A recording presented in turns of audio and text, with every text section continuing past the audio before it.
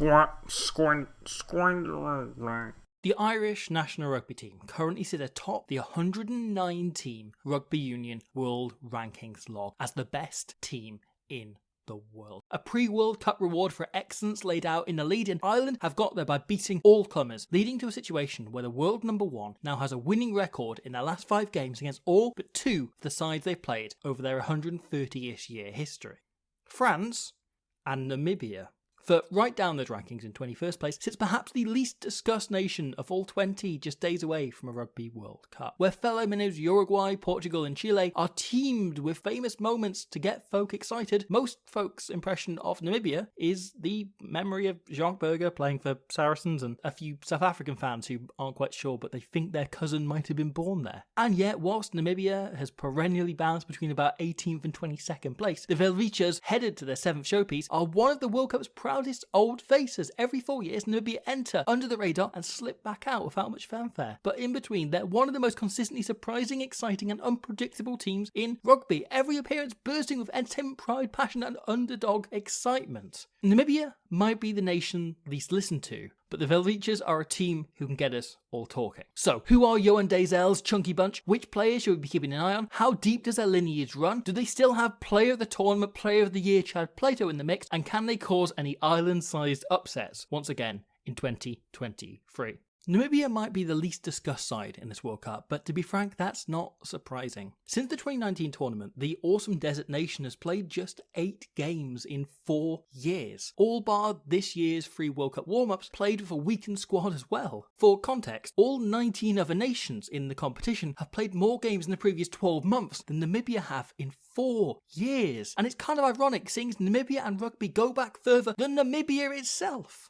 One of the least densely populated countries in the world, on account of the fact it's a greater percentage desert than Oxencha's typo-laden dinner order, Namibia has been home to humans since prehistoric times. Way back when dinosaurs roamed the earth, Alan Wynne-Jones was uncapped, Clive Woodward was in touch, and Chad's namesake Plato hadn't yet pondered what courage might mean. It was only a few years later, in 1915, that rugby came to a people desperate to wash mud out of their hair instead of sand. Having been colonised by Germany in the 19th century, Namibia became a key battleground during the First World War, South African troops eventually winning the territory in a game of cards.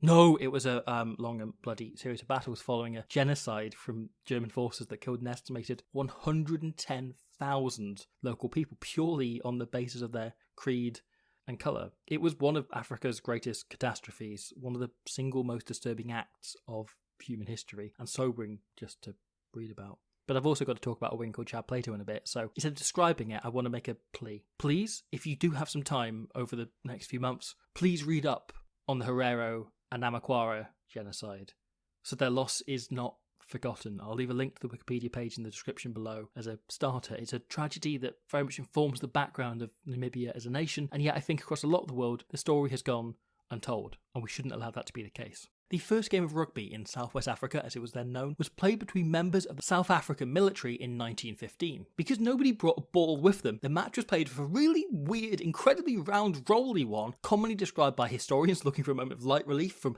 everything else going on in the world at the time, as being a soccer ball, despite the fact that game wouldn't exist for another few decades when it was created specifically for the film Bend It Like Beckham in 2002. The South African influx saw rugby explode across the state, being taken up in schools and becoming a tradition, a rite of passage amongst military members posted there. Whilst legally a part of Bokland and hence unable to play international matches, in 1916, 9 rugby fanatics would set up a national union, the Damaraland Rugby Football Union, chaired by Mr. W. Anderson, the country's only registered referee for the first full decade, hence meaning he had to oversee every single match played in the country for almost 10 whole years, which is a level of refereeing power complex only Carl Dixon has come close to since. The game exploded initially amongst expat communities, but in a similar way to Wales a decade earlier, quickly became a means for a nation that legally wasn't a nation to showcase their homeland pride and make a name for themselves. Southwest Africa would compete as a pseudo-national team, an extra test for touring sides. Unable to award caps, but still capable of taking on the British and Irish Lions 4 times, even pushing the infamous Invincibles of 1974 all the way.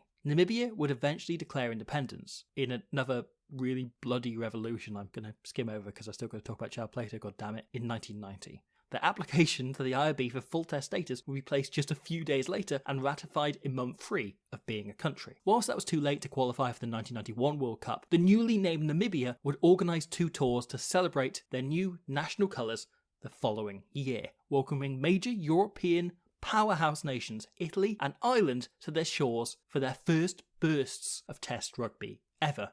And Namibia beat them both, twice, each. They would fall 1 point short of qualification for their neighbouring World Cup in 95, but put things right in 98, making their run out in Wales 1 year later their first World Cup in any sport. And whilst they've made it to cricket's big dance once since, just as it was in the 50s when they weren't allowed to be a nation, rugby has very much become a way for Namibia to announce themselves to the world. The national team's 8 games this cycle consists of 5 World Cup qualifiers and 3 warm-ups in the last few months, the sole focus being on this one tournament, on getting the world's eyes on them, and in order to ensure that, they knew they needed a coach of the highest quality. Having been led to 2 World Cups by former Cardiff boss Phil Davis, one of the nicest men in rugby, who also happens to be a shit coach who makes teams worse, but everyone always wants him to stick around because he's genuinely really lovely. In 2021, the NRU decided to go in a different direction as they appointed ex-Springbok head coach Alistair Coetzee to be their new king of egg balls. Coetzee's South Africa might not have been entirely successful, but every team he's coached has always had a very clear sense of identity. Just as his Stormers and Western Province sides before them, Coetzee's goal was to make the Springboks an expansive team where big, physical men played open, beautiful rugby with physicality as the backup, as the plan B. The big focus always on handling dynamism and phase play, rather than the things that won the World Cup once he got fired.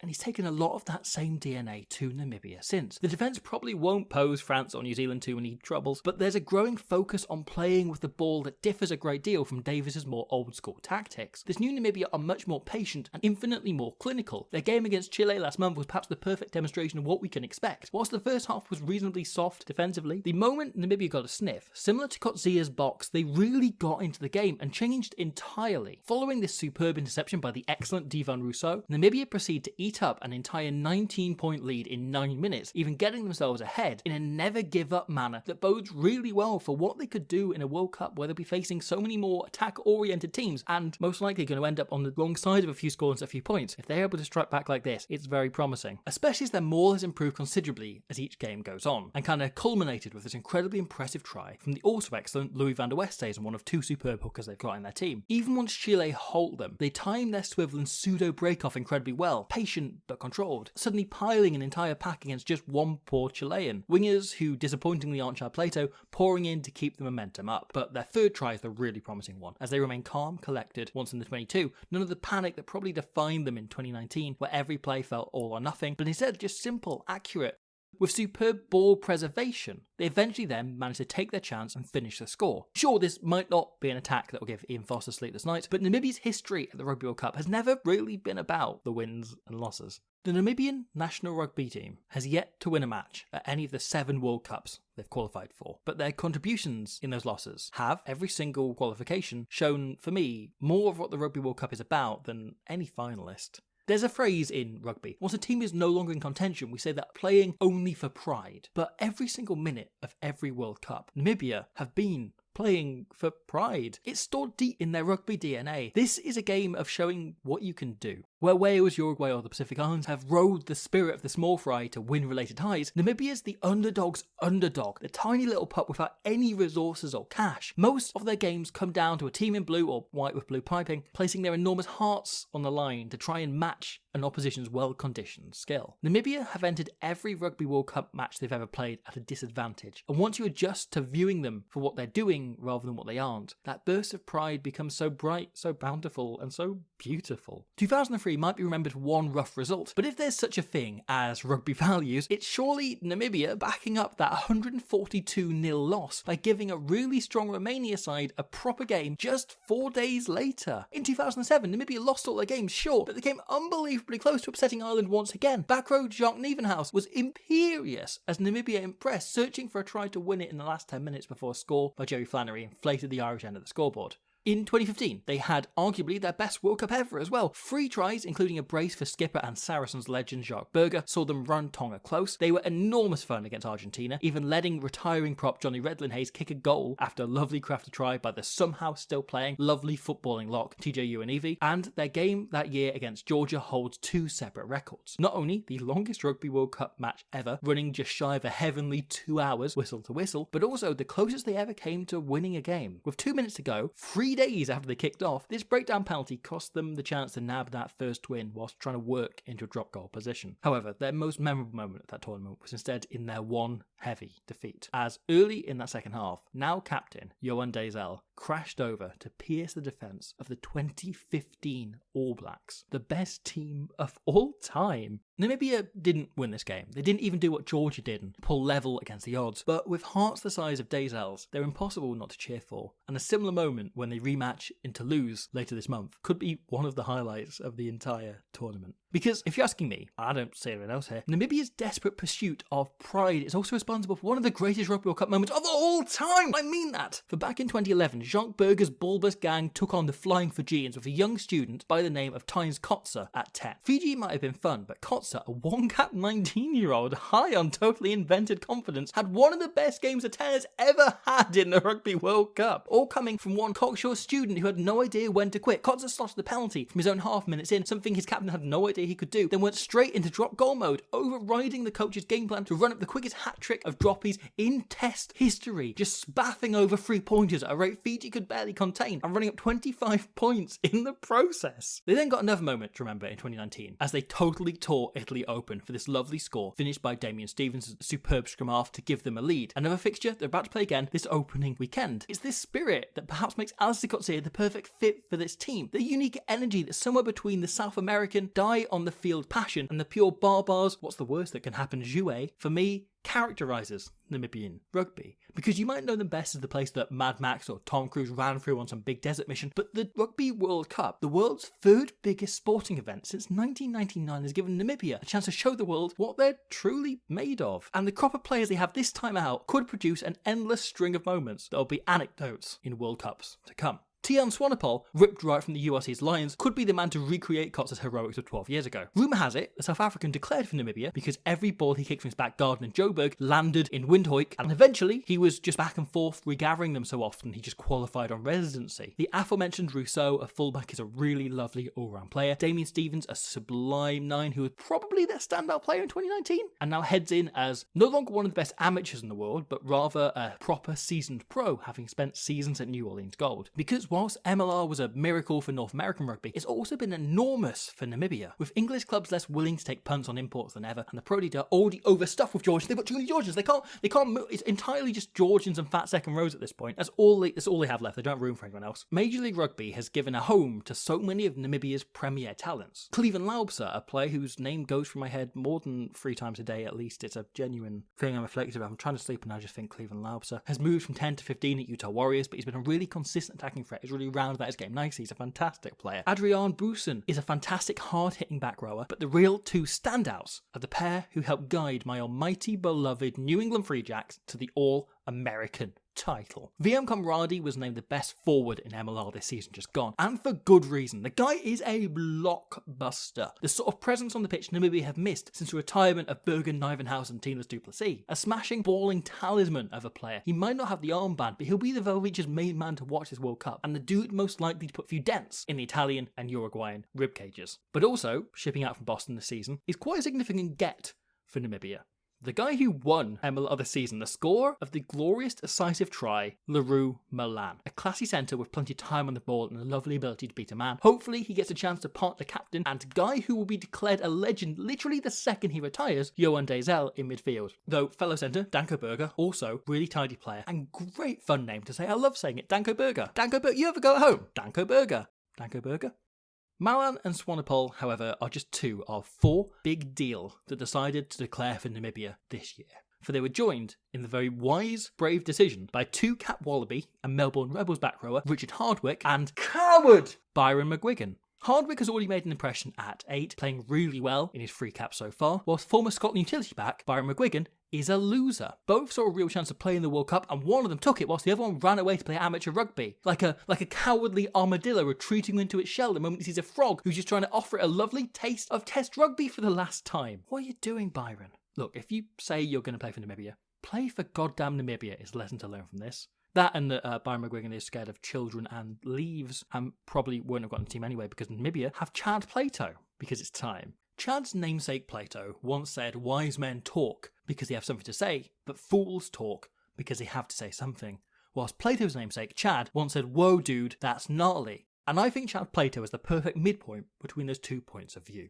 If the first and greatest victory is to conquer yourself, Chad Plato must have done that bloomin' ages ago. Because the last time out, Kid dominated the World Cup. In 2019, friend of the channel, superb analyst, breaker of my finger, and soon to be World Rugby's deep dive show host man, Sam Lana, calculated every player in the World Cup just gone by the positive impact they had per involvement, based on how good they were per every time they got involved in the game. And the graph he produced looked like this. Chad Plato wasn't just statistically the best player in the 2019 World Cup. He was the best player by such a margin you had to get rid of him to see the other data. Chad Plato is a rapid, dangerous winger who scarcely played any rugby, disappearing after the World Cup to just re-emerge here when their squad was named. Be like, oh, he's back. Chad Plato's back to probably, genuinely, possibly be the best player on the planet for a second World Cup running. He's genuinely that good. It's ridiculous. Because we might not have spoken about Namibia, but we should be. Players like Plato deserve championing. The team's entire drive and spirit needs not just highlighting but contextualizing, because perhaps most importantly, questions also need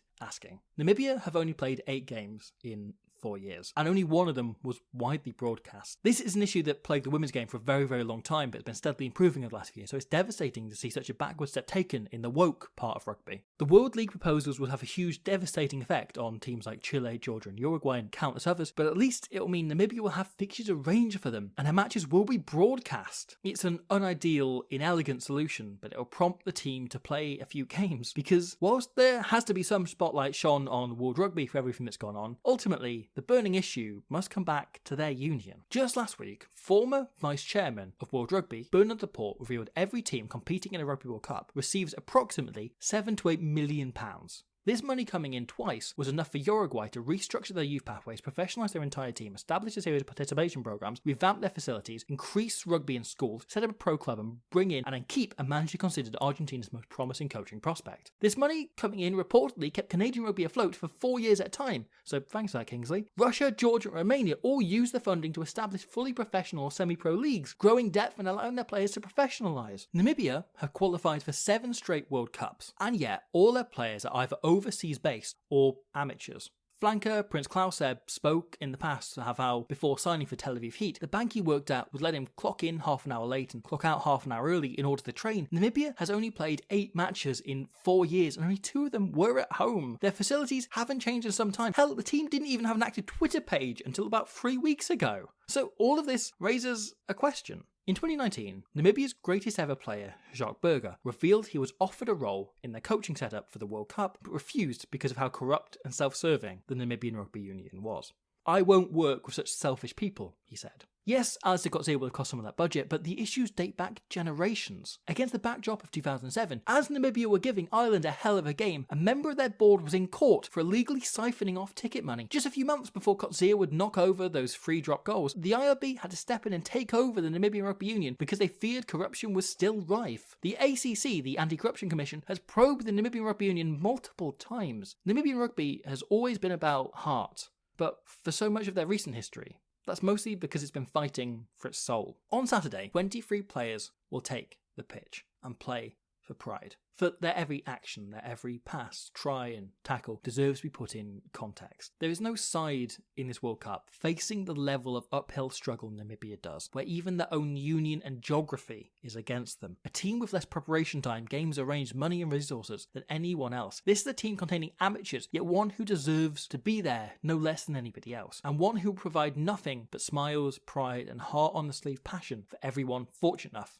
to watch them. Chad's namesake defined courage as knowing what not to fear, and if that's true, Namibia shouldn't fear anybody, because even the mighty All Blacks are nothing compared to the uphill struggle they faced getting here. Namibia might not have ever won a game at the Rugby World Cup. With all the chaos and eerie silence surrounding their every match, this is a side whose every victory doesn't just deserve, but needs to be talked about. bonsoir. Merci pour watching that. I hope you enjoyed it. That was the most difficult of all 20 of these to put together. As I said in the video, Namibia have only played 8 games in 4 years, and we were only able to find copies of 2 of them, so it became a bit of a nightmare to edit, a bit of a nightmare to go over it. I was able to watch one more of them back as well to get a bit of an impression of the players, you know, a couple of them as well around, but it was kind of really difficult to go off. Tried to get in touch with the Namibia Rugby Union, stuff, you know, didn't work out, and try and go down other routes, but yeah, so thankfully we've got through that, and that means there's only one more left to go, which is Le France, the home country, home of this boy, the big boy, the large one, the Tower du Eiffel, the Tommy Raffle Tower, and it is gonna be with you tomorrow, the eve of the tournament. In the meantime, if you're seeing this, please head to later this evening, if you are in this town over here. No Scrum No Win, there'll be the actual address in the description. Please head there, 7:30, 8ish, and we're doing a big meetup thing. So hopefully I'll see you there, where there will be rugby. For the corner flag, well tackled and bumped into touches Staples, and once again great defensive work by the Namibians. And there's the final whistle. Namibia have won this international rugby test match against Ireland. They win the match by 15 points to 6. They led 9-0 at half-time. They were full value for their money.